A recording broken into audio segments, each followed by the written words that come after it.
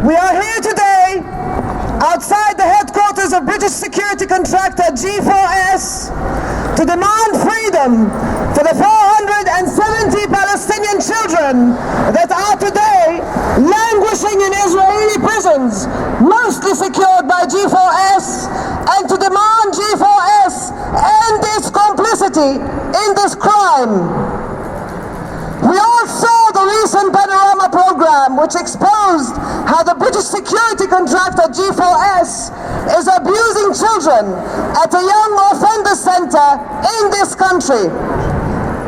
As shocking as the revelations are, and they are truly shocking, we want to say that Palestinian children's lives also matter.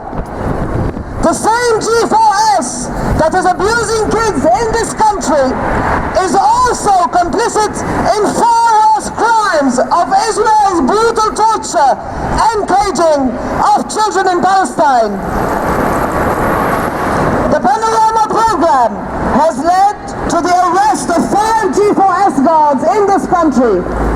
But G4S's crimes in Palestine, which are happening right now as we speak, go unpunished. We are here to demand that G4S stop its complicity in the abuse and torture of all children, including Palestinian children. Shame on you, G4S! Shame on you, G4S! Shame on you, G4S! Shame on you, G4S! The Israeli occupation is specifically targeting children during its current invasions into Palestinian cities and villages. They are shooting Palestinian children and they are abducting them. 2/3 of Palestinians abducted by the Israeli occupation forces are children. 1,266 Palestinian children. That's one child taken from their parents every 7 hours. The human rights group Defense for Children International have collected data that reveals that 86% of Palestinian children experience some form of physical violence during their arrest or interrogation. Another study shows 75% of children are physically tortured. 55% of children are strip searched in order to humiliate them. 40% of the 600 children abducted from Jerusalem alone were found to have been sexually abused by Israeli soldiers during arrest or interrogation. Most, if not all of these children are interrogated and caged in G4S secured facilities. Shame on you, G4S! Shame on you, G4S! Shame on you, G4S! Shame on you, G4S! Nearly 60% of Palestinian child detainees are transferred from occupied Palestinian territory to prisons inside Israel in violation of the 4th Geneva Convention. It means the children's family cannot visit due to lack of freedom of movement imposed by the Israeli occupation. One of these is the notorious G4S secured Al Jalani interrogation center in northern Israel, where Palestinian children as young as 12 years old are caged 3 floors beneath the surface in tiny children's cells.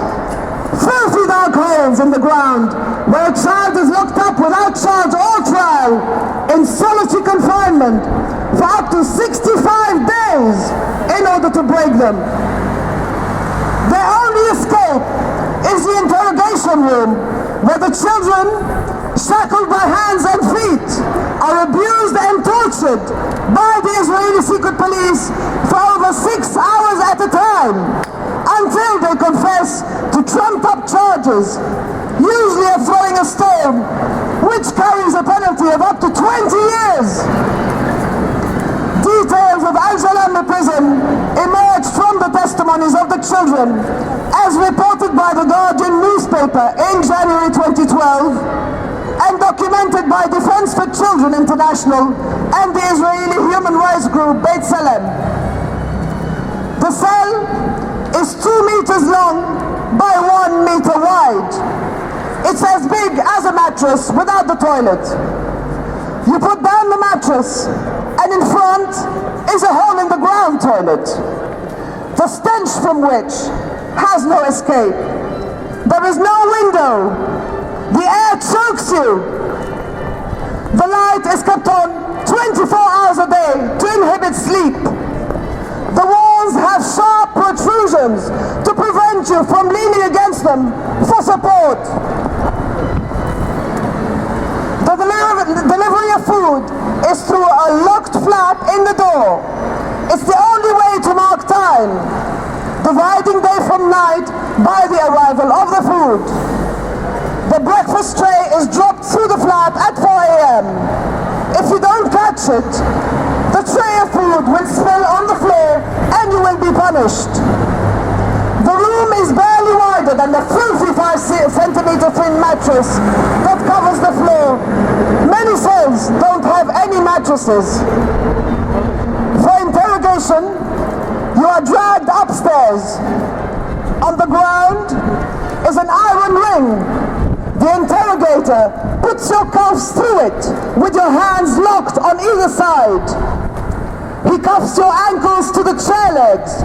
You cannot move. Like a statue.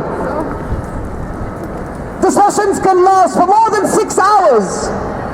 At some facilities, children have been sexually assaulted by interrogators and threatened with sodomy with an object if they didn't confess. Sisters and mothers have been threatened with rape in order to coerce confessions from the boys. G4S provides the entire security systems for Al-Jalami. Without G4S, Al-Jalami could not operate. Shame on you, G4S! Shame on you, G4S! Shame on you, G4S! Shame on you, G4S!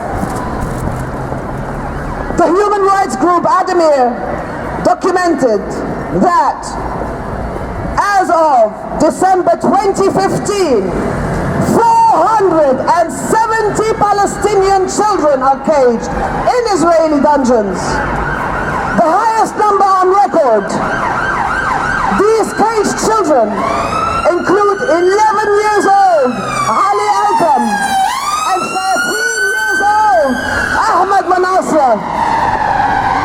11 years old Ali Alkam was shot 3 times by Israeli guards before they abducted him. 13 years old Ahmad Manasra was shot multiple times and then run over by a settler car and then set upon by Israeli mob whilst he lay in a pool of blood with his legs twisted behind due to the impact with the car. A video of Ahmad lying injured and bloody on the ground after being hit by the car was uploaded to social media and it went viral. In the footage, a settler onlooker can clearly be heard saying, "Die, you son of a whore! Die!" while another tells the police officer to shoot him until he dies. Another leaked video shows part of Ahmad Manasra's abusive interrogation, where an interrogator tries to coerce the young boy into admitting to attacking 2 Israeli settlers. The interrogation is illegal, as the boy's parents and lawyer are not allowed to be present. 90% of Palestinian children are interrogated in the absence of a parent. The boy is seen crying and pleading for a doctor to the interrogators, shouts and abuses. Then a second interrogator joins in the abuse. The boy again starts to cry, begging the man to take him to a doctor.